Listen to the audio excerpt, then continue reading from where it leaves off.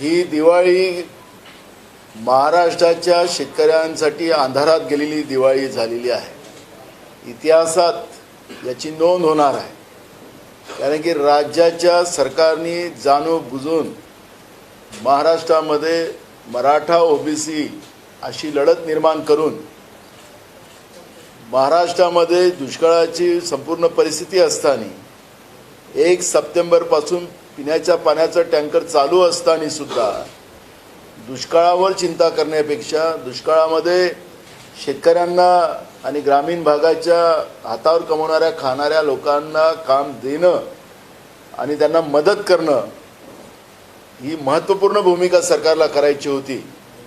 पण सरकारातले मंत्री OBC versus Maratha करताना आपण पाहिलं।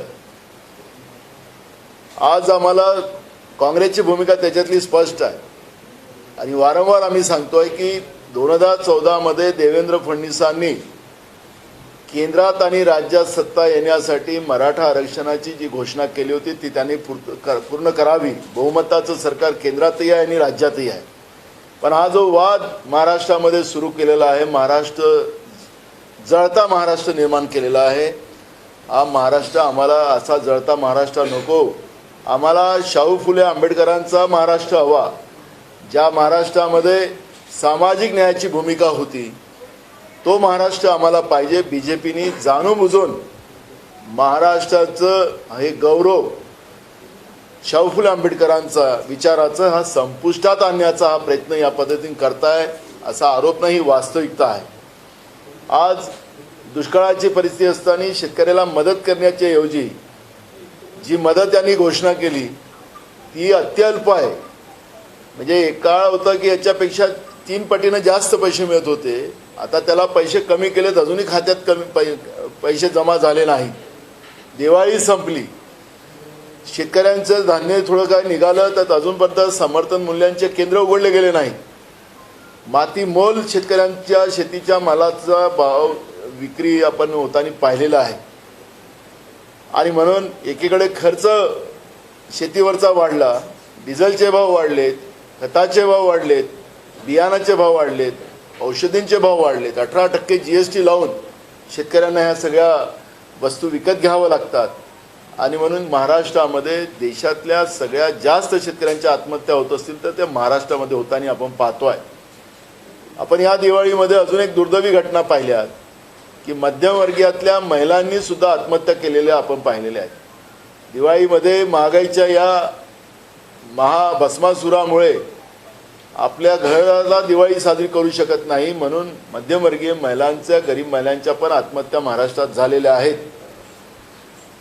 तरुणांच्या, बेरोजगारांच्या आत्महत्या महाराष्ट्रामध्ये मोठ्या प्रमाणात वाढतात आहेत। छोटे दुकानदार आत्महत्या करताना आपण पाहतोय।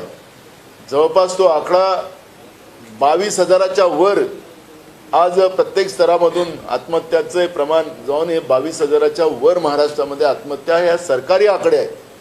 पण जे आकडे सरकारी नसतील तर ते अजून आकडे मोठेच आहेत। पण सरकारला याचं थोडंसं पण लाज वाटत नाही आणि जनतेचे प्रश्न मुद्दामून दुर्लक्षित करण्याचा एक प्रयत्न केला जातोय। काँग्रेसची भूमिका स्पष्ट आहे की सरकारने बेरोजगारी असेल, शेतकऱ्यांचे प्रश्न असतील, महागाईचे प्रश्न असतील, गरिबांचे प्रश्न असतील, या प्रश्नाकडे सरकारने लक्ष घालावं। नाही घातलं तर मग जनता या सरकारला सत्तेच्या बाहेर काढल्याशिवाय तर शांतता राहणारच नाही। कारण की आज आपण पाहिलं की महाराष्ट्र जेव्हा जळते आहे तर आता तर खरं तर हे थोडंसे जनाची नाही तर मनाची असती ते स्वतःच राजीनामा देऊन मोकळे झाले असते।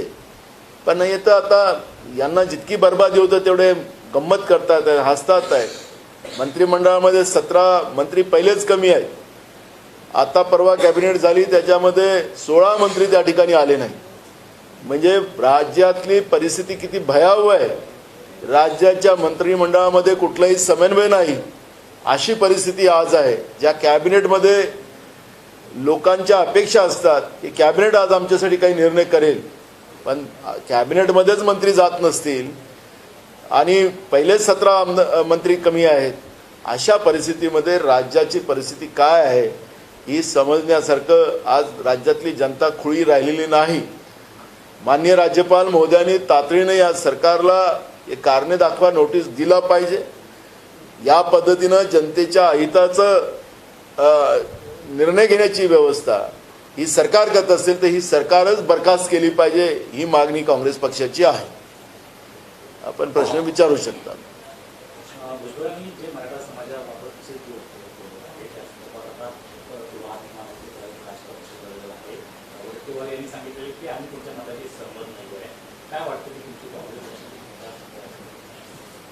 मी आजही ठोकपणे आपल्याला सांगतो की आमचे नेते राहुल गांधीजींनी जे भूमिका जनगणनेची मांडलेली आहे त्या जनगणनेतूनच कायदेशीर या बाबी सगळ्या मोकळ्या होऊ शकतात. 50%चं जे सिलिंग आहे ते सिलिंग रद्द होऊ शकते. या भाजपला हे करायचं नाही.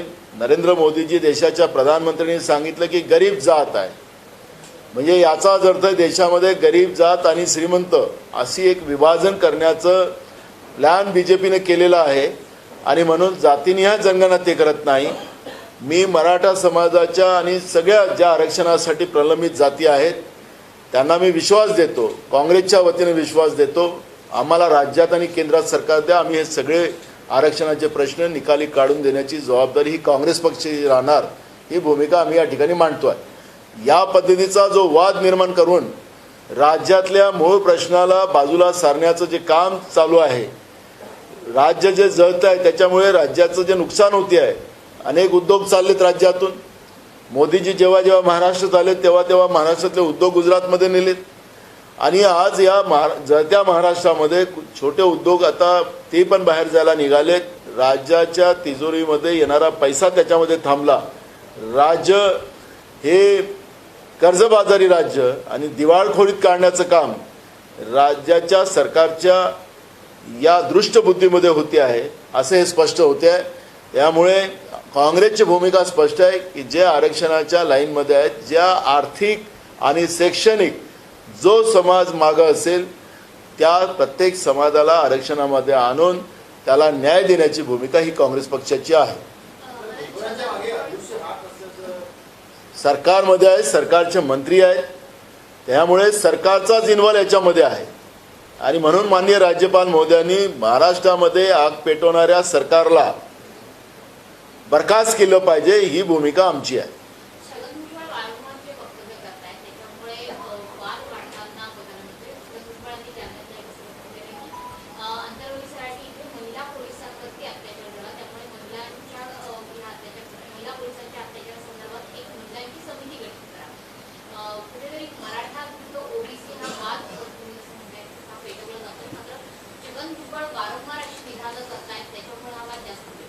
मी आपल्याला ते सांगतोय, सरकारचा सहभाग या मराठा आणि ओबीसी वाद पेटवण्यामध्ये सरकारचा सहभाग आहे. आग कोणी लावली? देवेंद्र फडणवीस गडकरींनी लोकसभा आणि विधानसभेच्या 2014च्या वेळेस केलेल्या घोषणा आणि त्यांनी ते पूर्तता केली नाही म्हणून आज महाराष्ट्र पेटतोय, जळतोय. आम्हाला आमचा शाहू फुले आंबेडकरांचा महाराष्ट्र हवा, आम्हाला सामाजिक न्यायाचा महाराष्ट्र हवा, पण बीजेपीने जो महाराष्ट्र पेटवलेला आहे तो महाराष्ट्र नको आणि म्हणून राज्यपाल महोदयांनी तातडीने हस्तक्षेप केलं पाहिजे. एक छगन भुजबळ नाही, हे सगळं सरकारच या वादामध्ये समाविष्ट आहे आणि त्याचं कारणच मी तुम्हाला सांगितलं की महाराष्ट्रामध्ये दुष्काळाची परिस्थिती असून दुष्काळ जाहीर केला जात नाही. जाणून बुजून पहिले मंत्र्यांचे तालुके जाहीर करायचे, मग काही करायचे, अशा पद्धतीनं दुष्काळ जाहीर केला जाऊ शकत नाही. 1 सप्टेंबरपासून पिण्याच्या पाण्याचं टँकर सेवा सुरू झाले. राज्यामध्ये पाऊस किती पडला याचा अंदाज आपल्याला त्याच्यावरून येतो. कोरडा दुष्काळ मोठ्या प्रमाणात महाराष्ट्रामध्ये आहे, काही भागात ओला दुष्काळ आहे, पण सरकार जाणून बुजून त्याच्याकडे दुर्लक्ष करण्यासाठी या पद्धतीचे वाद निर्माण करते आहे. महागाईवर बोलायला तयार नाही सरकार, बेरोजगारी बोलायला नाही. फडणवीसांनी सांगितलं की आम्ही कंत्राटी नोकर भरती आम्ही रद्द केलेली आहे. मग नवीन पॉलिसी काय? जे मुलं मुली महाराष्ट्रामध्ये 50,000 मुलं मुली आज कॉम्पिटिशन एक्झामसाठी तयारीने बसलेले आहेत, तर त्यांचे ओव्हरेज झाल्यानंतर नवीन नोकर भरतीच्याबद्दल सरकार जाहीर करेल का? ते का अजूनपर्यंत जाहीर केलं नाही? तो पण प्रश्न या ठिकाणी निर्माण होतो आहे. पण या वादामध्ये मीडियाचं पूर्ण लक्ष या ओबीसी आणि मराठामध्ये लावून द्यायचं आणि सरकारने ही सगळी गंमत पाहावी आणि राज्य जळत ठेवावं, ही जी सरकारची भूमिका आहे त्याचा आम्हाला विरोध आहे. हे मराठी झालं का?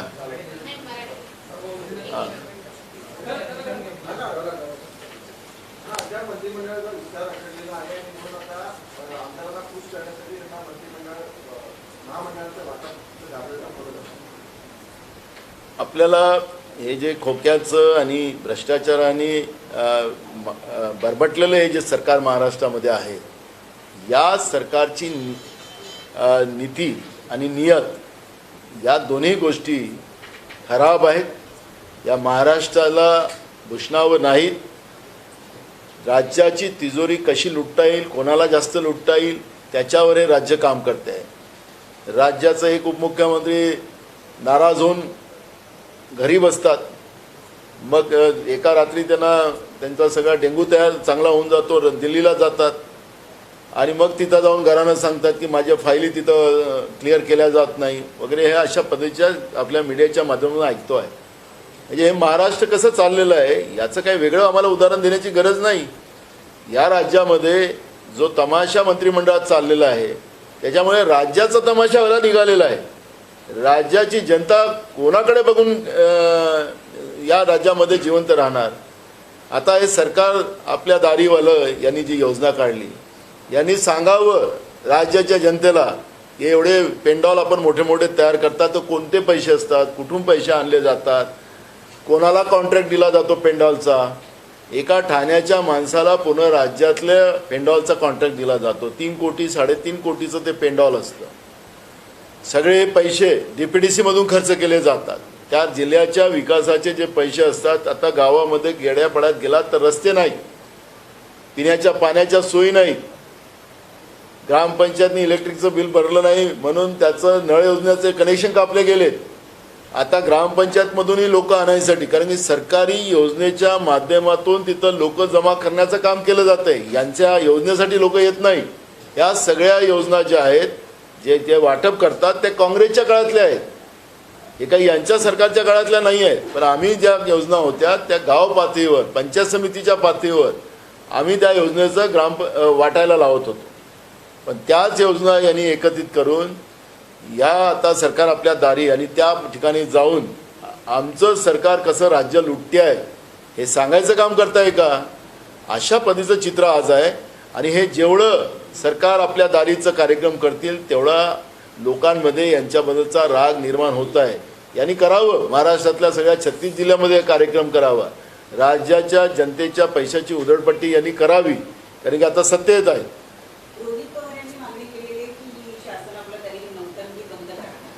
बरोबर आहे, जनतेच्या पैशाची उधळपट्टी आहे. या योजना काही नवीन नाही आहे, या काँग्रेसच्या काळातल्याच योजना आहेत. व्यक्तिगत लाभाच्या योजना. आता 7/12 हा जो आहे तो आपण ऑनलाईन केला, तो 7/12 पण वाटायला निघतात हे लोक.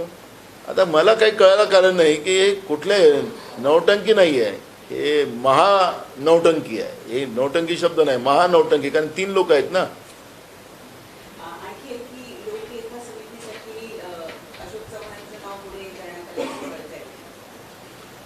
काँग्रेसचा लोकलेखा समितीचा अध्यक्ष व्हावा ही भूमिका आमची आहे. आमचाच होणार ना, त्याच्यामध्ये काय. सर, वाढत्या प्रदूषणाला रोखण्यासाठी दिल्लीनंतर मुंबईत कृत्रिम पाऊस पाडला जाणार असल्याचं म्हटलं जात आहे. आणि आता एक वेळचा खर्च सुमारे 40 ते 50 लाखांच्या मध्ये. त्याच्यातही भ्रष्टाचार होणार आहे. आता मुंबईच्या विकासासाठी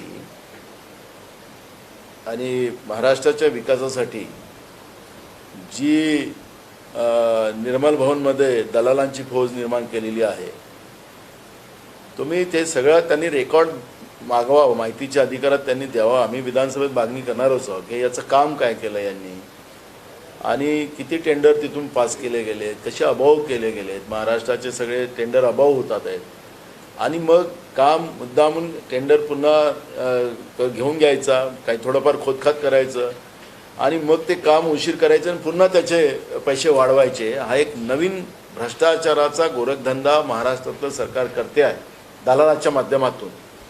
आणि त्याच्यामुळे मुंबई शहरामध्ये आपण सगळीकडे पहा, सगळीकडे खोदलेलंच आहे. किती दिवसापासून कामं चालू आहेत. एक एक काम पूर्ण करून दुसरे कामं चालू करता आले असते, पण यांनी संपूर्ण मुंबईमध्ये सगळीकडे खोदखाद करून त्या धुळामुळे मोठ्या प्रमाणात प्रदूषण मुंबई शहरामध्ये वाढलेलं आहे. आणि हे भ्रष्टाचाराचंच मूळ जळ जी आहे त्याच्यामुळे मुंबई आमची ही प्रदूषित झालेली आहे.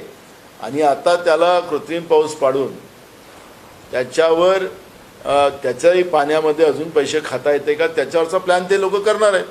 त्यामुळे भ्रष्टाचारी सरकार जी आहे महाराष्ट्रातली, या सरकारला कसं पाडता येईल हे ठरवण्याचं काम आता जनता करेल. 27 नोव्हेंबरपासून जवळपास 1 लाख कंत्राटदार संपावर जातात. ते कंत्राटदार आहेत त्यांनी सरकारी कामांची कंत्राटे घेतली आहेत. त्याचं कारण असं आहे की सरकारने त्यांचे जवळपास 10,000 कोटी रुपये थकवलेले आहेत.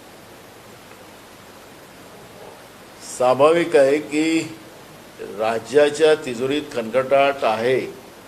हे दिवाळखोरीमध्ये हे सरकार निघालेलं आहे.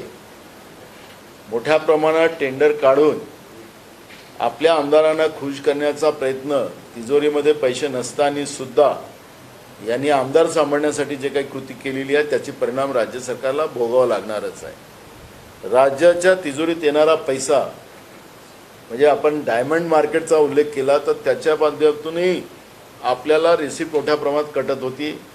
आपल्या मुंबई शहरामधून आपल्या मुंबई शहराला आर्थिक आपण देशाची राजधानी समजतो, पण आता हे पूर्ण केंद्रातलं नरेंद्र मोदीचं BJPचं सरकार आल्यापासून महाराष्ट्राच्या मुंबईला आणि महाराष्ट्राला ओरफडून काढून ते पूर्णच्या पूर्ण गुजरातमध्ये कसं ट्रान्सफर करता येईल त्याचा प्रयत्न झाला. आणि त्याचे परिणाम आज आपण पाहतोय की महाराष्ट्राच्या तिजोरीत येणारा पैसा थांबला आणि महाराष्ट्र कंगाल करण्याचं काम या लोकांनी केलं. आणि त्याचा परिणाम असा आहे की आज जे कॉन्ट्रॅक्टर आहे त्यांचे 10,000 कोटीचे तर हे मागच्या मार्चपर्यंतचे आहेत, आत्ताचे अजून तर जास्त पैसे आहेत. आणि हे सगळे पैसे न दिल्यामुळे हे सगळे कॉन्ट्रॅक्टर आता काम बंद करायला निघालेले आहेत. त्याचा परिणाम असा होईल की राज्यामध्ये रस्ते खोदून ठेवलेले आहेत, गड्डे आहेत आणि त्याचे परिणाम महाराष्ट्राच्या जनजीवनावर होणार आहे. पण BJPला आणि BJP प्रणित सरकारला याचं घेणे देणं नाही, त्याची चिंता नाही. बिल काढण्यामध्ये सुद्धा कमिशनखोरी कशी करता येईल त्याच्यातलाही प्रयत्न केला जाणार आहे. अकोल्यामध्ये एका 14 वर्षाच्या मुलीला एका नराधमाने तिचं मुंडन केलं, तिला सिगरेटीचे चटके दिले आणि तिच्यावर लैंगिक अत्याचार केला अशी बातमी पुढे येते आहे. अतिशय दुर्दैवी घटना ही कुठेतरी गृह खात्यावर त्यामुळे सुप्रिया सुळे यांनी घटना उपस्थित. आणि सर याला जोडून खोल्यामध्ये सुद्धा एका मुलीची डेड बॉडी 20 ते 25 तिचं वय आहे, तिची डेड बॉडी खोल्यामध्ये पण सापडली. काय म्हणत काँग्रेसच्या वतीनं आम्ही सातत्यानं सांगतो की महाराष्ट्रामध्ये कायदा सुव्यवस्था राहिलेला नाही. अनेक घटना आपल्याला सांगता येईल. गुन्हेगाराला पकडलं जातं, त्याला 5 स्टार व्यवस्था दिल्या जातात. ललित पाटील नावाचा जो ड्रग माफिया होता, या ड्रग माफियानी जे काही नवीन पिढीला बर्बाद केलं, अनेक कुटुंब उद्ध्वस्त केले, अनेक नवीन पिढीचं जीवन उद्ध्वस्त केलं, त्याला 5 स्टार व्यवस्था दिल्या. त्याच्या मैत्रिणीला भेटायला दवाखान्यामध्ये व्यवस्था निर्माण केली. कोण होता त्याच्या पाठीशी? का गृहमंत्री सांगत नाही? मला सगळं माहिती आहे असं ते सांगतात. बघ, तुम्ही ललित पाटीलला जी काही मदत केली पळून जाण्यासाठी तुमच्या पोलीस विभागाने, ते कोणाच्या सांगण्यावरून केले? जरांगे पाटलावर लाठीचार्ज सौम्य करण्याचे आदेश तुम्ही देता आणि हे तुम्ही मान्य केलात, तुम्ही माफी मागितली. मग ललित पाटीलला तुमच्या पोलिसांनी सोडलं, त्याला पळून जाण्यासाठी व्यवस्था केली, तर ते तुमच्या आदेशाने केली होती का? त्याचं या राज्याच्या जनतेला उत्तर द्यावं. पण गृहमंत्री अजिबात बोलणार नाही. गृहमंत्री आता जेवढं काही होते ते आता राज्याचे मुख्यमंत्रीच करणार आहेत, मुख्यमंत्रीच न्याय देणार आहेत. मुख्यमंत्र्यांच्या खांद्यावर बंदूक ठेवून राज्याचे गृहमंत्री आपल्याला लपवतात आहे का हा प्रश्न आहे. पण या सगळ्या प्रश्नामध्ये हा राजकीय प्रश्न होऊ शकत नाही. हा महाराष्ट्रातल्या कायदा सुव्यवस्थेचा प्रश्न आहे. महाराष्ट्रामध्ये पोलिसांमध्ये सुद्धा आता मनधैर्य राहिलेलं नाही. जे हिंमत महाराष्ट्राच्या पोलिसात होती गुन्हेगारांना लगाम लावण्याची ताकद होती, ती या राज्यकर्त्यांच्या चुकीच्या धोरणामुळे जे पोलीस चांगलं काम करतात त्याला हे सस्पेंड करतात आणि जे काहीच करत नाही त्यांच्यासाठी काय काय सवलती दिल्या जातात. विरोधकांवर हेरगिरी करणाऱ्या IPS अधिकाऱ्यांना काय काय सोन्याच्या ताटामध्ये काय काय पक्वानं देतात ते आपण पाहतो आहे. आणि म्हणून मी आपल्याला सांगतो की विरोधकांसाठीच फक्त पोलिसांचा वापर करायचा आणि जे पोलीस विरोधकांवर अत्याचार करतील, जनतेवर अत्याचार करतील, त्याच पोलिसांना न्याय देण्याची व्यवस्था महाराष्ट्रात निर्माण केली गेलेली आहे. हे फक्त एका व्यक्तीचे पोलीस नाही आहेत, हे महाराष्ट्राच्या जनतेचे पोलीस आहेत. महाराष्ट्राच्या जनतेच्या घामाच्या पैशाचा पगार ते पोलीस घेतात. त्यांनी माझं आव्हान आहे काँग्रेसच्या वतीनं की पोलिसांनी या राजकारणात न पडता, आणि की आज ते सत्तेत आहेत उद्या आम्ही सत्तेत येऊ, आणि मग हे असे वागणारे पोलीस, इशारावर वागणारे पोलीस, असे पोलिसांची महाराष्ट्रात जरूरत नाही राहणार. आखरी पोलिसांनी लोकांसाठी काम करावं ही अपेक्षा आमची आहे आणि त्या पद्धतीनं महाराष्ट्राच्या पोलिसांनी काम करावं. जे पहिले पोलीस होतं तसं पोलीस महाराष्ट्रातलं आम्हाला हवं. जरांगे पाटील महाराष्ट्रामध्ये आरक्षण द्यावं म्हणून महाराष्ट्राच्या दर्जावर आहेत, पण त्यांना केवळ तारीख मिळते म्हणून मी परेशान आहे आणि सरकारला उघडं पाडणार असं त्याला म्हणत. बघा, आम्हाला काँग्रेसला त्याच्यात कुठलाही रस नाही आहे. मराठा लोक सुद्धा शेतकरी आहेत, OBC लोक सुद्धा शेतकरी आहेत, मराठा OBC मध्येही बेरोजगार आहेत, मराठा OBC मध्येही गरीब लोक आहेत. आज त्यांच्या जीवनमरणाचा प्रश्न आहे. आज शेतकरी आत्महत्या करत आहेत, त्याच्यात मराठा पण आत्महत्या करतो आणि OBC पण करतो आहे. महागाईच्या आगीमध्ये मराठा पण जळतो आहे आणि OBC पण जळतो आहे. बेरोजगारीमध्ये दोघंही जळतात आहेत. आमच्यासाठी ते प्रश्न आहेत. याच्यात गरीब लोक आहेत, त्या गरिबांचे प्रश्न आहेत, ते आमच्यासाठी महत्त्वाचे आहेत. हे सरकार तारीख पे तारीख देतात, काय करायचं सरकारने करावं. या सरकारला हे प्रश्न सोडवायचे नाहीत. महाराष्ट्राच्या जनतेचे मूळ प्रश्नाला डायव्हर्ट करायसाठी हे पाप जाणून बुजून महाराष्ट्रातलं भाजपचं येड्याचं सरकार करते आहे. हे स्वतः येडे आहेत, पण महाराष्ट्राच्या जनतेला येडे समजू नये अशी आमची भूमिका आहे. वडेट्टीवारांनी एक वादग्रस्त वक्तव्य केलं होतं. ते म्हणाले होते की परभणीमध्ये की डॉक्टर बाबासाहेब आंबेडकरांनी जर मुस्लिम धर्म स्वीकारला असेल देशाचे तुकडे होते. मी काय ऐकलं नाही आहे. त्यांनी काय बोलले ते तुम्ही त्यांना विचारून घ्या. काल भारताचा पराभव झाला ऑस्ट्रेलियाबरोबरच्या मॅचमध्ये. 2024ला निवडणूक आहेत, इंडियाचा विजय होईल का? इंडियामध्ये समजा तो खेळाडू आला तर ते हार होते, जो खेळाडू काल तिथं पोहोचला होता. त्यामुळे इंडियाची जीत, आता तो खेळाडू आमच्या इंडियामध्ये नाही, त्याच्यामुळे इंडियाची जीत होणारच. इस तरीके से शासन आपला गाड़ी को लेकर के सवाल खड़े हो रहे हैं. रोहित पवार कह रहे हैं ये नौटंकी है. आपके जिले में आज 2 लोग गए हैं, एक उप मुख्यमंत्री वहां पर नहीं पहुंचे हैं. इन सारी चीजों को कैसे? ये नौटंकी नहीं है, महानौटंकी है. कांग्रेस के जमाने की जितनी योजना है वही योजना को ये जाकर क्रेडिट लेने की कोशिश कर रहे हैं, और क्रेडिट लेते समय जनता के पैसे की लूट मचाने का काम, वहाँ पे भ्रष्टाचार करने का काम राज्य की ये शिंदे सरकार कर रही है, बीजेपी रणनीति सरकार कर रही है. ये आपको देखने मिलेगा. ये जितना भी पैसा खर्चा होगा पेंडॉल का, ये वो उसमें करोड़ों रुपया खर्चा जो होगा वो जिले के विकास के लिए जो DPDC की राशि उपलब्ध की जाती है उसके वो पैसे से वह खर्चा होगा.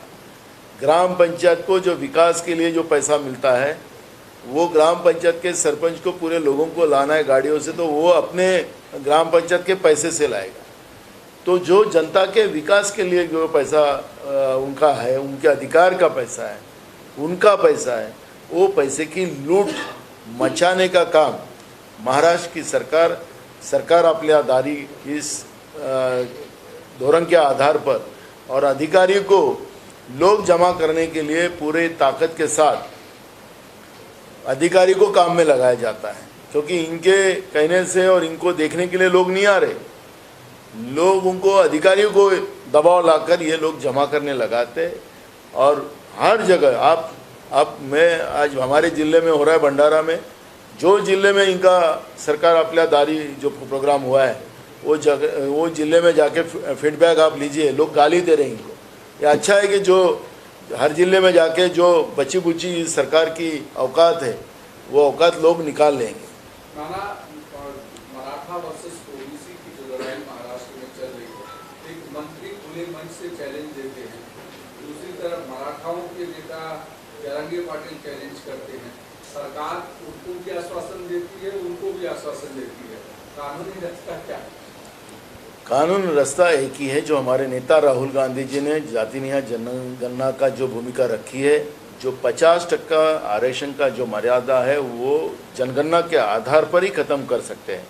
लेकिन केंद्र की नरेंद्र मोदी की सरकार, बीजेपी की सरकार ये कहती कि आप गरीब जात है, तो बीजेपी का एकदम स्पष्ट हो चुका है कि गरीब और अमीर दो ही जाति इस देश में रखे, आरक्षण का इशू खत्म, और उसी आधार पर, जनगणना के आधार पर ही ये आरक्षण का मामला छूट सकता है, इन लोगों को एक सामाजिक न्याय मिल सकता है। और मैं कांग्रेस का मुखिया कर मैं उनको हम उनको वचन देते हैं कि महाराष्ट्र में और केंद्र में अगर कांग्रेस की सरकार आती है तो मराठा आरक्षण हो, जो भी आरक्षण के मामले महाराष्ट्र में अड़े पड़े हैं, लोग कई सालों से लड़ रहे हैं, वो जाति न्याय जनगणना के आधार पर ही छुड़ाए जाएंगे और कानूनन छुड़ाए जाएंगे, ये विश्वास हम देंगे। लेकिन सरकार जानबूझकर इस मामले को बढ़ाने का काम कर रही है। राज्य का मंत्री भी उसमें शामिल होकर दूसरे समाज को गाली जब दे रहा है, तो इसका मतलब है कि ये सरकार इसमें खुद इन्वॉल्व है। और जो मूल इशू है कि महाराष्ट्र में अभी दुष्काल की स्थिति है, 80% एरिया में बारिश ही नहीं गिरी। 1 सितंबर से पीने के पानी के टैंकर शुरू हुए, किसान बर्बाद हो चुका है, और किसान की फसल जो थोड़ी बहुत निकली है उसको खरीदने के लिए सरकार तैयार नहीं है। और तो किसान की आत्महत्या बड़े पैमाने में महाराष्ट्र में बढ़ चुकी है। जो बेरोजगार है उनकी परिस्थितियाँ वही है। महंगाई की वजह से सर्वसामान्य और गरीब लोगों का जीना हराम हो चुका है, उसमें भी आत्महत्या बढ़ते जा रही है। और सरकार ये इस मुद्दों को डाइवर्ट करने के लिए महाराष्ट्र में ओबीसी वर्सेस मराठा कर मूल इशू को डाइवर्ट करने की कोशिश कर रही है। और सरकार की इस तरह की जो भूमिका है उसका कांग्रेस पार्टी निषेध करती है। दादा, अभी आप सबका जो फाइनल मैच का वर्ल्ड कप का इतिहास रहा है, या तो वानखेड़े स्टेडियम में मैच होता रहा है या तो दिल्ली के फिरोज शाह कोटला मैदान में। लेकिन इस बार जानबूझकर नरेंद्र मोदी स्टेडियम में मैच रखा गया। संजय राउत ने बयान दिया है कि इसके पीछे एक बहुत बड़ी बीजेपी पार्टी एक पूरी तरह से पिक्चर तैयार की थी जीत का क्रेडिट लेने के लिए। जिस तरह से उद्योग कॉर्पोरेट सेक्टर को ले जाया गया, क्रिकेट भी यहाँ से ले जाने के लिए गुजरात की तरफ पूरी तरह से उनका ध्यान आकर्षण करने की कोशिश की जा रही है, और बीजेपी पार्टी को ज्यादा से ज्यादा देश में पॉपुलरिटी मिले ये कोशिश की गई थी। कपिल देव को पूरी टीम थी 19 की विजेता टीम, उनको भी इन्विटेशन दिया गया था, जिसको लेकर कपिल देव ने कहा भी है। और संजय राउत ने भी कहा है कि बीजेपी के छोटे छोटे नेताओं को भी बुलाया गया था, पर कपिल जैसे जो बड़े इंसान है उनको बुलाया गया था। ये सिर्फ इवेंट मैनेजमेंट की है। ये इवेंट मैनेजमेंट पे और नौटंकी में बीजेपी बहुत एक्सपर्ट है। वो कई अपन घटनाओं का ये देंगे, लेकिन कल की घटना ताज़ा है। सरदार वल्लभ भाई पटेल स्टेडियम का नाम था, उस स्टेडियम को अपना ही खुद का नाम प्रधानमंत्री जी ने, नरेंद्र मोदी जी ने दिया है। ये तो अभी का इतिहास है, कोई पुराना तो इतिहास है ही नहीं। सरदार वल्लभ भाई पटेल से भी बड़ा बनने की कोशिश वो करने की कोशिश कर रहे थे, लेकिन कल के मैच ने ये दिखा दिया कि तुम कितना भी नौटंकी कर लो, कितना भी इवेंट मैनेजमेंट कर लो, तकदीर अब तुम्हारे साथ नहीं है, भगवान श्री राम तुम्हारे साथ नहीं है। कल जिस तरह से हिंदुस्तान की टीम के बारे में लोगों के मन में एक विश्वास था कि हमारी हिंदुस्तान की टीम ही वर्ल्ड कप जीतेगी, और पूरे देश के लोग पूरे देश के लोगों की नज़र उस कल के मैच पे थी। लेकिन जो इंडिया के विरोध का जो खिलाड़ी वहाँ पहुँच गया स्टेडियम के अंदर, और वहीं से मैच हारना शुरू हो। तो मुझे लगता है कि अब बीजेपी के लोगों ने भी ये समझना चाहिए कि वास्तविकता क्या है। अब वो खिलाड़ी का काम अब देश में नहीं बचा है, क्योंकि वो जहाँ जाएगा वहाँ बंटाधार होने वाला है, यह अब स्पष्ट हो चुका है। इंडिया हारेगी कि जीतेगी, जो आप लोगों की एनालिसिस है, अब एक इंडिया तो वो खिलाड़ी हमारे साथ नहीं है, इसलिए इंडिया जीतेगा। नाना साहब, उत्तर प्रदेश में भाजपा सरकार ने हलाल सर्टिफाइड जो खाना है, दवाइयां हैं, उस पर बैन लगा दिया है। इससे काफी पॉलिटिकल कंट्रोवर्सी लगी है। देखो, वो संवैधानिक व्यवस्था को बीजेपी न मानने वाली पार्टी है। हमारे देश में जितने भी धर्म और जाति के लोग रहते हैं, उनका अपने धर्म के आधार पर उनको उनका रहन सहन, उनका एक व्यक्ति स्वातंत्र, उसका सब चीज़ें उसको है। लेकिन अगर बीजेपी ये चाहती है कि ये सब व्यक्ति स्वातंत्र ही सबका खत्म हो जाए, तो इसका मतलब ही कि वो संवैधानिक व्यवस्था का नहीं मानती। संवैधानिक व्यवस्था के आधार पर वो सरकार बनी हुई है। अगर उनको किसी के धर्म के बारे में गुस्सा करने का अधिकार नहीं है, उनके रीति रिवाज के ऊपर गुस्सा करने का किसी को अधिकार नहीं है। मुसलमान को हिंदू के ऊपर नहीं और हिंदू को मुसलमान पे नहीं है। लेकिन देश में अगर ऐसी स्थिति बनती है तो ये संवैधानिक व्यवस्था को न मानने वाली जो मानसिकता के लोग जो सत्ता में बैठे हैं, उनको जनता सबक सिखाए। नाना, आप लगातार कह रहे हैं कि जब मोदी जी का दौरा महाराष्ट्र में होता है, उद्योग धंधे कहीं न कहीं बाहर चले जाते हैं। किस तरीके की चीजें आपके पास आई है, आंकड़े आए हैं, किस तरीके का? कितने आंकड़े चाहिए आपको? जितने भी इंडस्ट्री जो गुजरात के चुनाव के पहले बड़े पैमाने में महाराष्ट्र से जितनी इंडस्ट्रीज गई है, तो गुजरात में ही गई है। अभी अपने राज्य के मुख्यमंत्री वो चालू है कि नहीं देखने के लिए गए थे, बीच में उनको बुलाया गया था। अभी डायमंड का उद्योग जैसे अब शिरडी में आए मोदी जी, तो मुंबई का सबसे बड़ा उद्योग जो था डायमंड उद्योग, वो भी चले गया सूरत में। तो इसका मतलब है कि ये जितना भी महाराष्ट्र में रिसोर्सेज थे उद्योग के, वो सब रिसोर्सेज निकाल कर गुजरात लेके गए।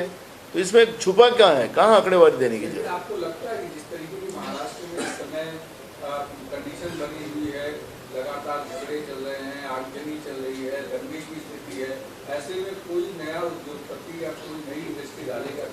बिल्कुल। मैं जब भी कहा कि महाराज जो जल रहा है और जलाने का काम सरकार कर रही है, जानबूझकर कर रही है, सरकार के मंत्री उसमें इन्वॉल्व है, तो जो भी उद्योग है वो भी यहाँ से जाएंगे। क्योंकि उद्योगों के लिए जो शांतता चाहिए, वो अशांतता अगर महाराष्ट्र में होगी, महाराष्ट्र जलता होगा, तो कोई भी उद्योग यहाँ खड़ा नहीं रहेगा, सब भागेंगे।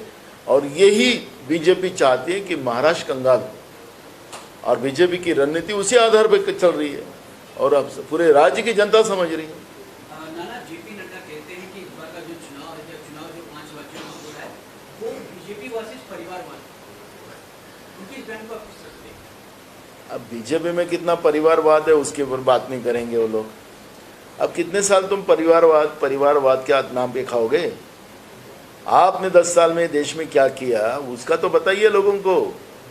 आपने देश को तबाही किया है, देश को बर्बादी किया, आपने देश को बेच के देश चला रहे हो। अब बेचने के लिए कुछ रहा ही नहीं तुम्हारे पास। जिस परिवारवाद की बात करते, तुमने कहा था कि खुद नरेंद्र मोदी जी कहा था कि जिस दिन गांधी परिवार के व्यतिरिक्त राष्ट्रीय अध्यक्ष कांग्रेस का दूसरा बनेगा, तब मैं कांग्रेस के बारे में मैं अच्छा कहूँगा। अब तो हमारे राष्ट्रीय अध्यक्ष मल्लिकार्जुन खड़गे जी है, वो एक दलित है, वो तो खुद अपने भाषण में बताते हैं। तो आप अगर गांधी परिवार के, एक ब्राह्मण परिवार के बारे में आपका एलिगेशन है, तो आप दलित हो गया, तो किसके बारे में आपका परिवारवाद का एलिगेशन है? तो जो तुमने अगर देश में सत्ता में आने के बाद झूठ बोलकर, झूठ सपने दिखाकर तुमने देश के लिए क्या किया वो तो बताइए आप। देश को आपने तबाही किया था, देश को तो आपने कुछ बढ़ाया नहीं है। एक ऐसी कोई योजना बताइए, मैं बहुत से हम लोग देखते हैं, एक योजना मोदी जी ने देश के लिए लाई तो कोई जवाब ही नहीं देता। क्या किया? तो कोई जवाब ही नहीं। मोदी क्या, ऐसा क्या मोदी में, मोदी ब्रांड हो सकता है, तो ब्रांड कभी कभी चलते कभी बंद हो जाते हैं, ऐसे कई ब्रांड आए कई गए हैं। तो मूल इशू है कि हमने लोकतंत्र में हमने जनता के लिए क्या किया, वो तो पहले आप बताइए।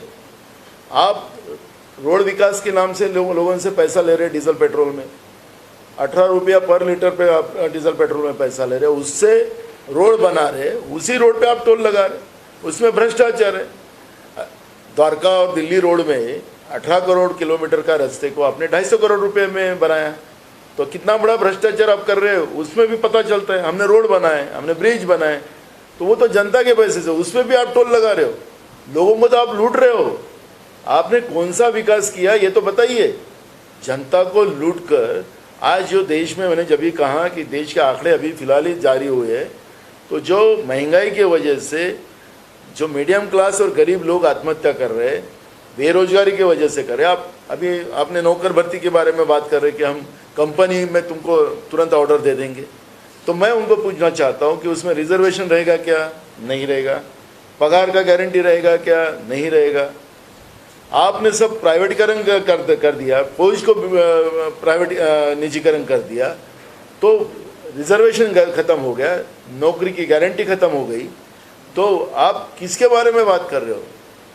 जो देश को निजीकरण के मामले में 100% निजीकरण कर देश को तबाह करने वाली नीति का, तो उसके बारे में बात करो ना। तुम अब परिवारवार बात के ऊपर बार बार बात करके अब देश की जनता समझ चुकी है कि ये तुम्हारा ढकोसला है। जिस गांधी परिवार ने देश को एक नहीं दो प्रधानमंत्री की बलिदान यहाँ पर इस गांधी परिवार ने दिया है। इंदिरा जी, अभी कल ही हम जयंती मनाई इंदिरा जी की, उन्होंने कहा कि मेरे शरीर का एक एक खून का कतरा ये देश को ताकत देगा और देश मजबूत होगा। ये हमारी इंदिरा जी का शब्द था। तो ये इनका तो कोई बलिदान भी नहीं है। ये लोगों ने इस तरह की बात कर गांधी परिवार का नहीं, भारत देश का अपमान ना करे, यही हमारी सलाह है उनको। सर, महाराष्ट्र में इस प्रकार से एक अपहरण की घटना है, जहाँ पे 14 साल की बच्ची के साथ उनका सर उड़वा दिया जाता है, उसे के महाराष्ट्र में कानून में बॉडी मिलती है एक महिला की। हालांकि चेंबूर में 2 दिन पहले एक लड़की का रेप की घटना, क्या महाराष्ट्र में लॉ एंड ऑर्डर की? महाराष्ट्र में कानून व्यवस्था पूरी खत्म हो चुकी है। हम राज्यपाल जी को भी मिले, हमने डीजी को भी मिले थे कानून व्यवस्था के मैटर में, लेकिन ना डीजी ख्याल कर रहे हैं। सरकार के दबाव में पूरे पुलिस विभाग है। पुलिस विभाग सिर्फ अपोजिशन को कैसे फंसाया जाए उसके ऊपर काम कर रहे हैं। फ़ोन टैपिंग में लगी हुई है, और जो फ़ोन टैपिंग करने वाले अधिकारियों का कैसा प्रमोशन किया जाता है वो भी आप लोग देख रहे हो। तो महाराष्ट्र में जनता का कोई सुरक्षा का व्यवस्था नहीं है।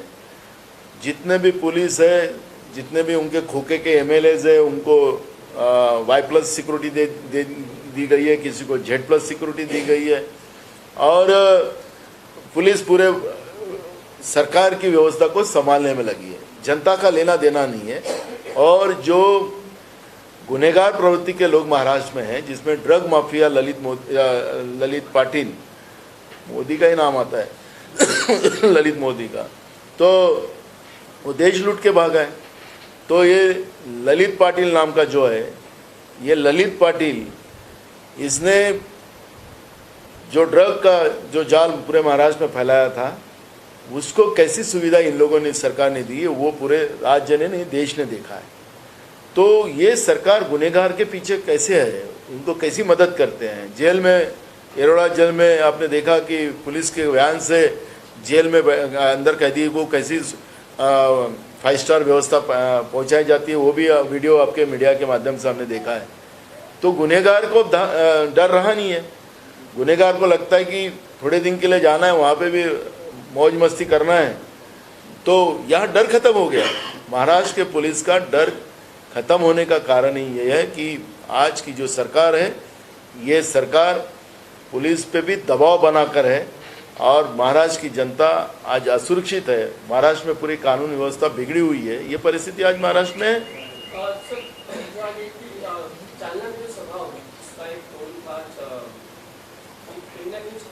आने वाले समय में उनकी पार्टी स्थापित करनी चाहिए और सारा समाज उनके साथ खड़ा रहेगा।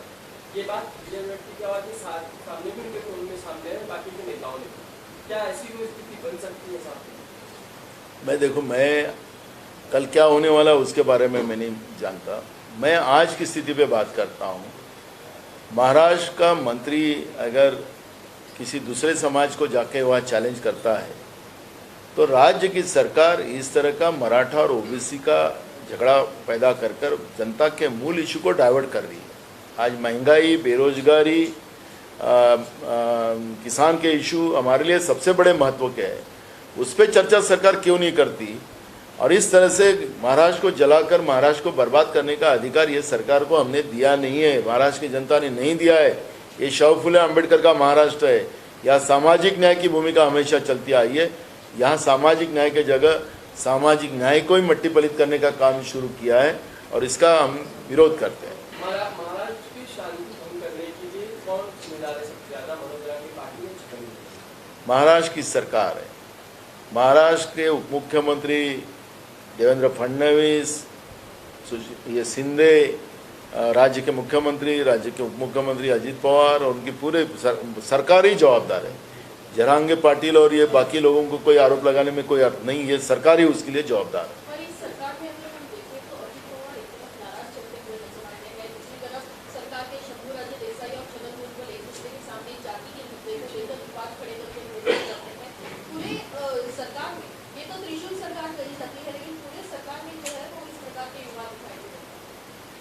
त्रिशूल भगवान शिव जी का और माँ दुर्गा जी का ये शस्त्र है। त्रिशूल का नाम लेकर उस शस्त्र को बदनाम ना करें आप लोग। वो हमारी आस्था और हमारे संरक्षण की जो ये शस्त्र है वो उसका नाम लेकर ऐसे जो भ्रष्टाचार के डर से बनी हुई सरकार ये त्रिशूल नहीं हो सकती। और इसलिए ये जो सरकार है महाराष्ट्र के जनता के मूल इशू को डाइवर्ट करने के लिए इस तरह के लड़ाई कराकर महाराष्ट्र को जलाने का काम कर रही है और ये सरकार ही उसके लिए दोषी है।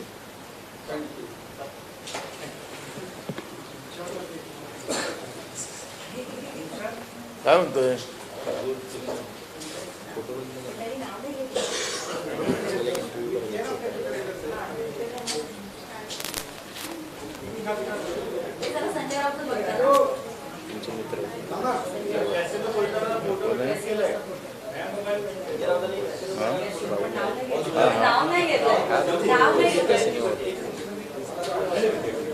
कैसे में खेळायला गेला का?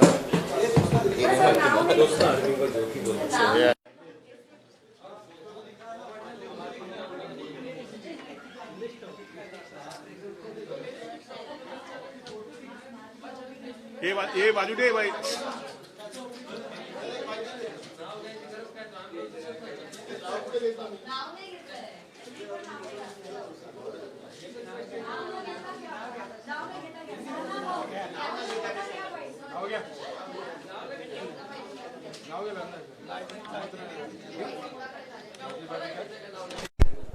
इतके कोणाकडे पैसे झाले? यादव दुबईच्या केसीमध्ये असे खेळ केले जातात। कोणाकडे पैसे? पब्लिक केला त्याला।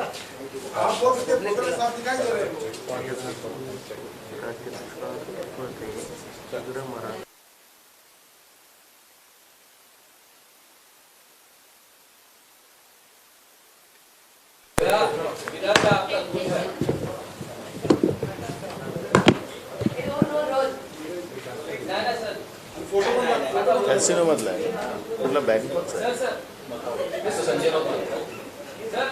कुठला आपण ते मकाऊ हां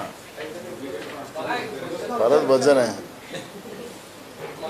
संजय राऊतांनी फोटो ट्विट केलाय आणि त्या फोटोमध्ये त्यांनी नाव कोणाचं घेतलं नाहीये पण महाराष्ट्र पेटलेला आहे आणि माशे मकाऊ येथे कसिनो जुगार खेळत आहेत। हा फोटो झूम करा तेच आहे ना पिक्चर अभी बाकी आहे असं म्हणतायत आणि अनेकांनी त्याच्यावरती कमेंट करताना सरळ बावनकुळे यांचं कमेंट मध्ये आलेलं नाव। जे संजय राऊतांनी जो फोटो ट्विट केलेला आहे एकीकडे महाराष्ट्रात दुष्काळाची परिस्थिती आहे आणि अशा या परिस्थितीमध्ये भाजपच्या ते प्रांताध्यक्षाचा फोटो दिसतो आहे त्याच्यामध्ये तो तपासला गेला पाहिजे। पण जे काही फोटो आता आम्ही पाहिलेत त्या ट्विटमध्ये संजय राऊतांच्या, त्याच्यामध्ये भाजपचे प्रांताध्यक्ष दिसतात आहे आणि हे खरं आहे की नाही आहे हे राज्याच्या गृहमंत्र्यांनी हे तपासलं पाहिजे आणि याच्यावर एक चौकशी लावली पाहिजे. वेळ आला तर CBIची चौकशी याच्यामध्ये व्हायला पाहिजे, कारण की एकीकडे राज्य कंगाल झालं, राज्याची तिजोरी कंगाल झाली, राज्य दिवाळखोरीत निघालेलं आहे. राज्यामध्ये कॉन्ट्रॅक्टर त्यांचे 10,000 कोटीचे पेमेंट मिळाले नाही म्हणून ते संपावर चाललेले आहेत आणि भाजपचे प्रदेशाध्यक्ष जाऊन तिथं कॅसिनोमध्ये जुवा खेळत असतील तर ही महाराष्ट्रासाठी गंभीर बाब आहे आणि त्याच्यामुळे याचा तपास झाला पाहिजे. संजय राऊतांनी हा फोटो कुठून आणलेला आहे काय त्याला मी त्याच्यावर जाणार नाही, पण हा फोटो गंभीर आहे. सर हिंदी में ये आप किस तरीके से इस फोटो को देख रहे हैं? क्या आप आइडेंटिफाई कर पा रहे हैं कोई है कोई और? जो संजय राउत ने जो फोटो आज ट्वीट किया है कैसीनो में भाजपा के जो प्रदेश के अध्यक्ष है बावनकुले जी, उनका ही फोटो वहाँ नज़र आ रहा है. तो राज्य के गृह मंत्री ने तुरंत इसके ऊपर जांच बिठाना चाहिए, क्योंकि महाराष्ट्र आज दुष्काल की स्थिति में है और राज्य की तिजोरी भी जो है वो पूरी खाली पड़ी हुई है. तो भाजपा के अध्यक्ष के पास इतना पैसा कहाँ से आ गया कि वो कैसीनो खेलने के लिए विदेश जा रहे हैं?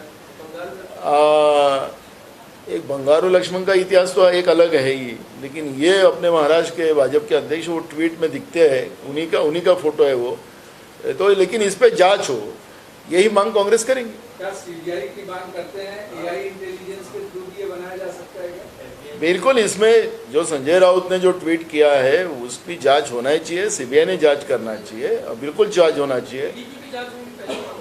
नहीं, वो तो पहले CBI वो है कि नहीं वो तो जांच होना ही चाहिए ना. आरोप पता लगेगा ना कि दिवाली की छुट्टियों में कौन विदेश गया होगा तो पासपोर्ट पे तो होगा ही स्टैम्प. जो भी है वो पता चलना चाहिए और राज्य की जनता ये जानना चाहेंगे. इनका कोई डुप्लीकेट होने की संभावना नहीं लग रही है. हमें लगता है जांच होना चाहिए.